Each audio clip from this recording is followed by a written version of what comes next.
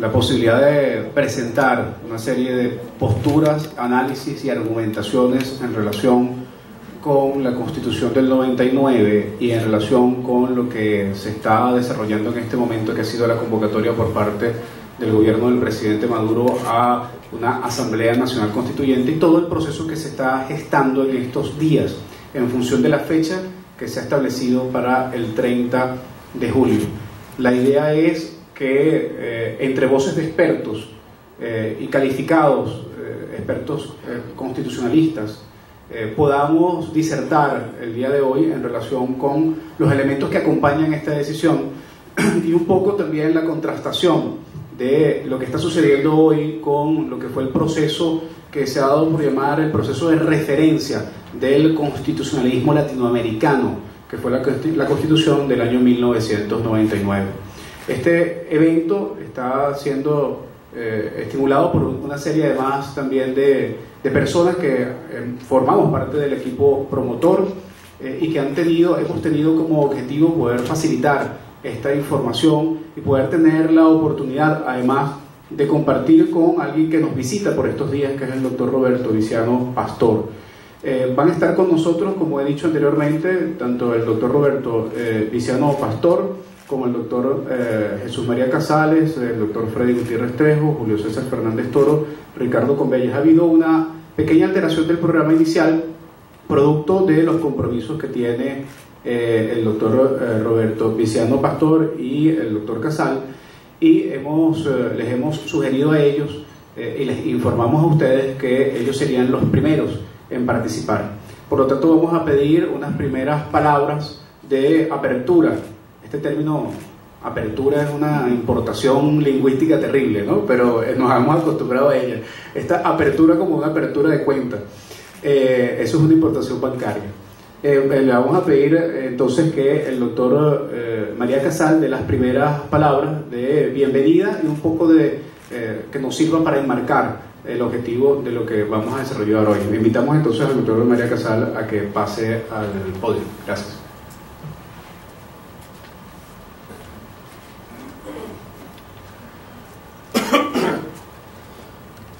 Muy buenos días. Muchas gracias por la invitación. Mi reconocimiento para los organizadores. Lamento pues que no voy a poder desarrollar luego la ponencia, porque debo acompañar al profesor Viciano a algunas actividades que ya estaban programadas, pero dado que me dan esta oportunidad, pues quisiera hacer alguna reflexión introductoria. Pienso sobre todo que debemos subrayar en estos momentos del país que tenemos una constitución.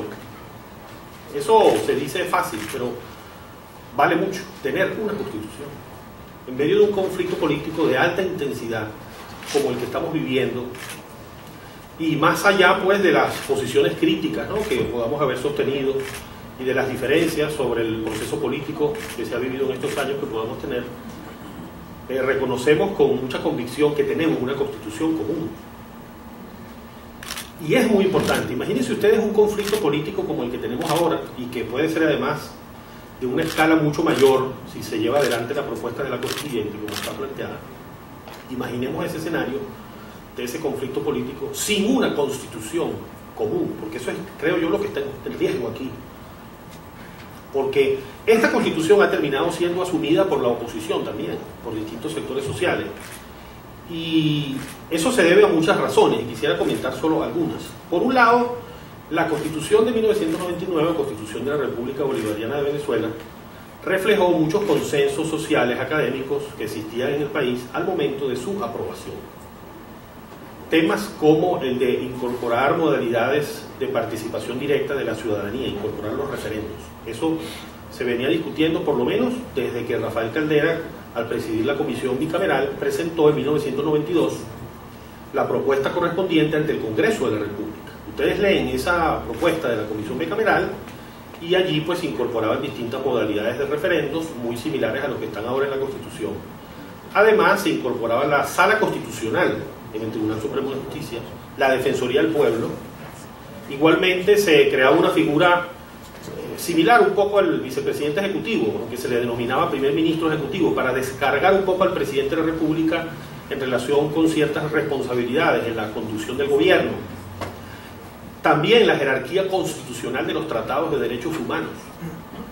Todos estos eran temas que se venían discutiendo en el país, que luego quedaron recogidos en la Constitución de 1999. Hay otros temas que fueron más del chavismo, de la agenda política del chavismo, muy legítimos, muchos de ellos en el marco de lo que son los procesos democráticos. Fíjense que yo suelo insistir mucho, como profesor de Derecho Constitucional, porque más que estar, digamos, en la actividad política, soy profesor de Derecho Constitucional, y yo suelo insistir que esa distancia que puede haber entre nuestra propia concepción ideológica y el texto constitucional, eso es una constitución. Eso es una constitución. O sea, ese es el precio que hay que pagar para tener una constitución. Esa distancia, porque ese es el espacio del pluralismo. De ahí que muchos constitucionalistas destaquen que a veces los textos constitucionales tienen ambigüedades gloriosas, porque bajo la indeterminación de muchos conceptos está la posibilidad de un espacio común, donde se da cierta lucha, ¿verdad?, para tal vez jalar la interpretación en un sentido más compatible con nuestra manera de ver las cosas, pero sin que se rompan las cuerdas, ¿no? La cuerda se rompe cuando no entendemos la Constitución como ese marco del pluralismo, sino como más documento de partido.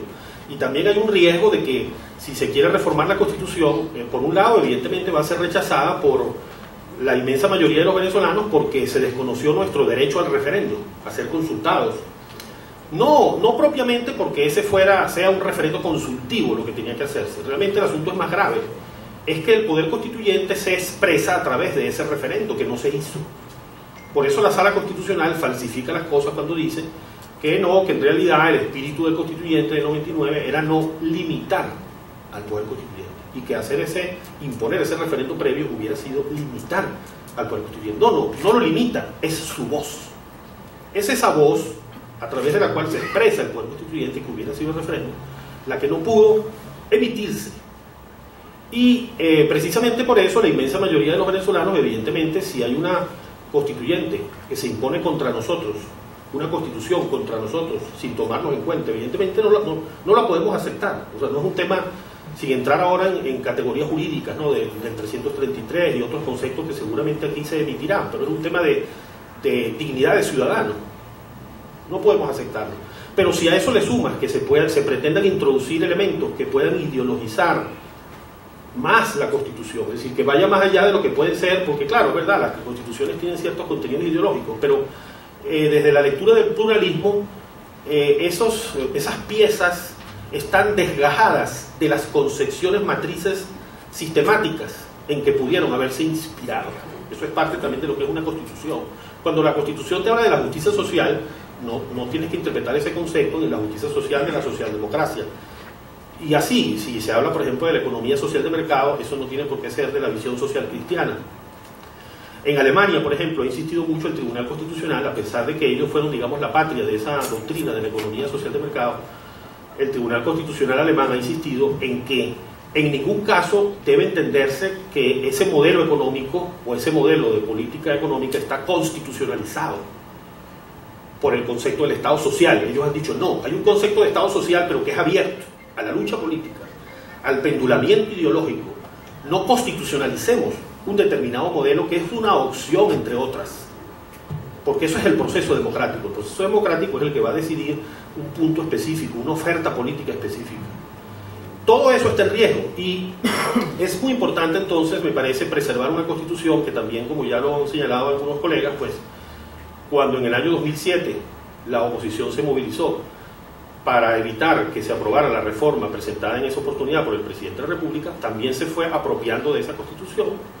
Pero repito, esa apropiación no era algo artificial, es lo que yo quiero destacar, sino que había ya elementos comunes, y la propia experiencia del año 99, con las opiniones que todos emitimos al respecto y críticas que en mi caso sigo manteniendo al respecto, sin embargo también dejó lecciones importantes. Yo creo que sobre todo es ese recorrido del poder constituyente democrático que se inició en Colombia, pasó luego por Venezuela y luego se replicó en otros procesos sobre los cuales seguramente hablará el profesor Lisiano, como el de Ecuador y de Bolivia. Y lo que se pretende hacer ahora me preocupa también desde una otra perspectiva, ¿no? Creo que esto que voy a decir ahora debería preocuparle más a otros, pero también nos preocupa a nosotros los ciudadanos. Y es que tal como se plantea la constituyente, esto conduce a destruir los principios fundacionales de este proceso. Porque fíjense que la Constitución del 99 se presenta como, al igual que la de Bolivia, son constituciones refundacionales. Y esto los politólogos también lo han estudiado, las características de los procesos fundacionales, refundacionales. En el caso nuestro, al ser un proceso refundacional, uno de sus principios fundamentales fue el de la democracia participativa y protagónica.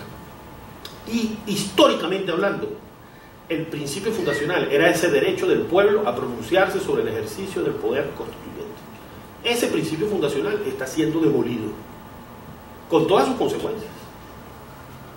Con todas sus consecuencias. Yo pienso que a partir de este momento vamos a un proceso de orden político constitucional radicalmente diferente. Si esto sigue adelante, si se llega a imponer la constituyente, porque se estarían dinamitando pues bases fundacionales del proceso político que vivimos, y en definitiva pues se pone en riesgo esa idea de constitución que es un haber que ya tenemos. Fíjense ustedes la caja de Pandora que se abre si destruimos la constitución. ¿Qué va a pasar en el sector del país que se siente pisoteado por no ser consultado? ¿Qué va a pasar, por ejemplo, en la oposición? Se va a abrir la discusión sobre cuál va a ser la constitución futura, con la diversidad, ¿no?, de posturas ideológicas que están allí, de aproximaciones. Es decir, como si ya no tuviéramos suficientes problemas y suficientes puntos para la polarización y para el conflicto, vamos a tener otro añadido. Mientras que hoy esta constitución tiene un gran anclaje y una razón poderosa para su estabilidad, y es que es una constitución compartida entre la oposición y el chavismo, esencial en cualquier proceso de transición política. Y ustedes ven las experiencias latinoamericanas son claras, donde en esos procesos de transición la existencia de una constitución, un texto común, elementos sobre los cuales canalizar las diferencias, pues una plataforma para canalizar las diferencias es esencial.